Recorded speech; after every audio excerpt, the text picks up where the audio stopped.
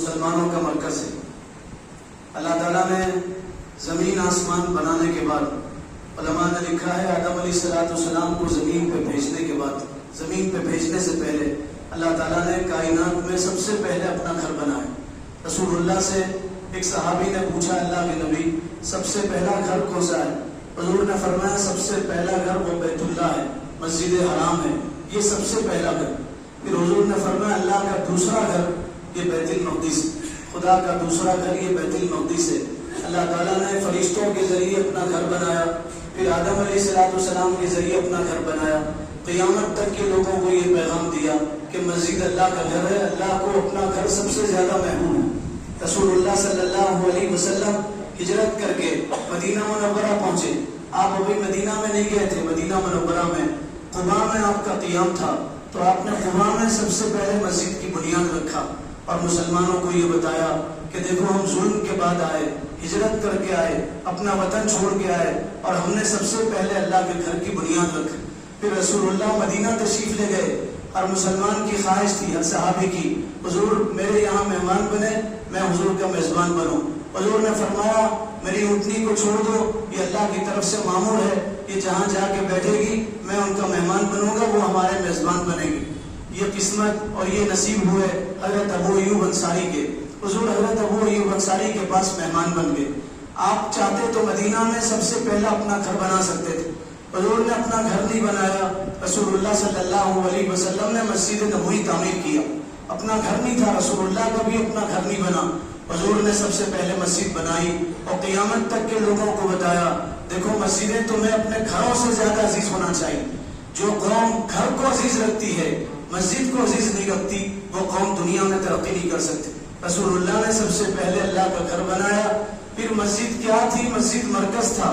علماء بیٹھے ہیں، مہمان خصوصی انشاءاللہ تفصیل سے اس پر روشنی ڈالیں گے۔ مسجد مرکز تھا، مسجد جیل خانہ تھا، مسجد مہمان خانہ تھا، مسجد مدرسہ تھا، صفہ چبوترے پہ لوگ پڑھے رہتے تھے۔ مسجد نبوی کبھی بند نہیں ہوئی حضور کے زمانے میں، آپ صلی اللہ علیہ وسلم کے زمانے میں کبھی تالا نہیں پڑا، 24 گھنٹے مسجد نبوی آباد ہوتی تھی۔ تو مسجد یہ مسلمانوں کا مرکز ہے، دلی تعلق ہونا چاہیے۔ آج کتنی مسجدوں پہ حملے ہو رہے ہیں، ہم یہ سمجھ رہے ہیں گیان واپی کا مسئلہ ہے، بابری مسجد کا مسئلہ ہے، متھرا کے عیدگاہ کا مسئلہ ہے۔ جو آگ متھرا میں لگی ہے وہ آگ ادھر میں بھی لگ سکتی ہے، جو آگ گیان واپی میں لگی ہے وہ آگ ادھر میں بھی لگ سکتی ہے۔ مسجد کا تحفظ ہر مسلمان کی ذمہ داری، مسجد کا تحفظ ہر مسلمان کی ذمہ داری۔ علماء نے لکھا ظاہری تحفظ یہ ہے مسجد کی تعمیر کرو، ظاہری تحفظ یہ ہے مسجد کو گندگیوں سے بچاؤ، اور مسجد کی باطنی تحفظ مسجد کا یہ ہے مسجد کو آباد رکھو، اللہ اس کے رسول کے نام سے مسجد کو آباد رکھو، تمہارا تعلق مسجد سے ہو۔ حدیث میں ہے 7 آدمی عرش کے سائے میں ہوں گے جس دن اللہ کے عرش کے سائے کے علاوہ کوئی دوسرا سایہ نہیں ہوگا۔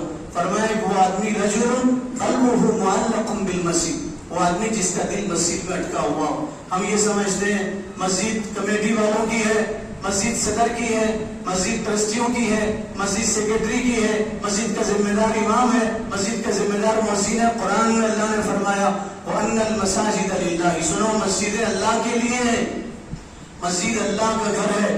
جو مسجد میں رہتا ہے اللہ اس کی فکر فرماتے ہیں، جو مسجد میں رہتا ہے فرشتے اس سے دوستی کر لیتے ہیں، جو مسجد میں رہتا ہے اس کے غائب ہونے کے بعد فرشتے اسے تلاش کرتے ہیں، اس سے بیمار ہوتا ہے عیادت کرتے ہیں، پریشان ہوتا ہے فرشتے اس کے لیے دعا فرماتے ہیں، وہ فرشتوں کا ہم نشین ہوتا ہے، ہم جلیس ہوتا ہے، فرشتوں کا محبوب بن جاتا ہے جو مسجدوں میں رہتا ہے۔ ہمارا تعلق جتنا اپنے گھروں سے ہے آپ اندازہ لگائیے اتنا مسجد سے نہیں۔ معاف کیجئے مسجد کے صدر صاحب بھی جمعہ میں مسجد میں آتے ہیں، مسجد کے صدر صاحب، سیکرٹری صاحب، ذمہ دار حضرات بھی مسجد میں جمعہ میں آتے ہیں، حساب کتاب کے وقت مسجد میں آتے ہیں، مائک لینے کے لیے مسجد میں آتے ہیں۔ مسجد کو 5 وقت نمازوں سے آباد کرنا ہر مسلمان کی ذمہ داری۔ حضرت مفتی شفیع صاحب نور اللہ مرقدہ نے لکھا اذان کون دے گا مسجد میں؟ حسین صاحب دیں گے؟ اذان کون دے گا؟ امامت کون کرے گا؟ ایک صحابی رسول اللہ کے پاس آئے، کہا اللہ کے نبی میں ایسا کام کرنا چاہتا ہوں جس سے مجھے دنیا آخرت کی بھلائی مل جائے۔ حضور نے فرمایا امامت کا فریضہ انجام دو، نماز پڑھاؤ، قرآن سیکھو۔ فرمایا اگر تم یہ نہیں کر سکتے تو مؤذن بنو، لوگوں کو اللہ کی طرف بلاؤ، مسجد کی طرف بلاؤ۔ مسجد کی ذمہ داری سب مسلمانوں کی ہے، مفتی شفیع صاحب نے لکھا ہر مسلمان اذان دینا چاہیے، ہر مسلمان مسجد کی صفائی کرنا چاہیے، مگر ہم نے تقسیم کر لیے، یہاں مسجدیں تقسیم ہو گئی۔ قرآن میں ہے اس سے بڑا ظالم کون ہے؟ ومن اظلم ممن منع مساجد اللہ، سب سے بڑا ظالم وہ ہے جو لوگوں کو اللہ کے گھر میں آنے سے روکے۔ میری مسجد ہے، ہماری کمیٹی کی مسجد ہے، ہماری جماعت کی مسجد ہے، ہماری تنظیم کی مسجد ہے، مسجد میں آنے سے روکنے والا یہ سب سے بڑا ظالم ہے۔ اس لیے آج جو پروگرام ہے وہ عمل کے لیے رکھا گیا کہ انشاءاللہ پروگرام کے بعد ہم عمل کریں گے، مسجدوں سے تعلق رکھیں گے، محبت رکھیں گے، مسجد کی خدمت گزاروں سے محبت رکھیں گے انشاءاللہ۔ جو مسجد کے خادم ہیں وہ مسجد کے خادم ہیں، وہ آپ کے محسن ہیں۔ مسجد کا خادم آپ کا محسن ہوتا ہے، محسن آپ کا محسن ہے، امام آپ کا محسن ہے، مسجد میں جھاڑو لگانے والا آپ کا محسن ہے۔ یہ فریضہ تو آپ کو انجام دینا چاہیے تھا، لیکن آپ نے پورے محلے والوں کی طرف سے ایک کو طے کر دیا ہے، وہ پورے محلے والے کا محسن۔ مسجد کے خدمت گزاروں کا احسان ماننا چاہیے، ان کی ہر چیز کا خیال رکھنا چاہیے، رکھیں گے انشاءاللہ۔ مسجدوں سے محبت رکھیں، تعلق رکھیں۔ دیکھیے ابھی ہریانہ میں، میوات میں مسجدوں میں حملے ہوئے، مسجد میں اللہ کے گھر میں لوگوں نے حملہ کی، مسجدوں میں حملے ہوئے، مسجد کے تحفظ ہم سب کی ذمہ داری ہے، اس لیے یہ پروگرام رکھا گیا۔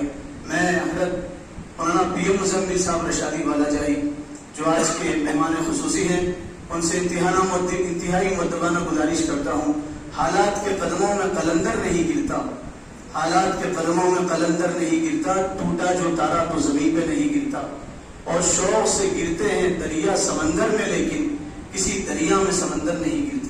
میں حضرت سے گزارش کرتا ہوں ہم سب کو مستفید فرمائیں۔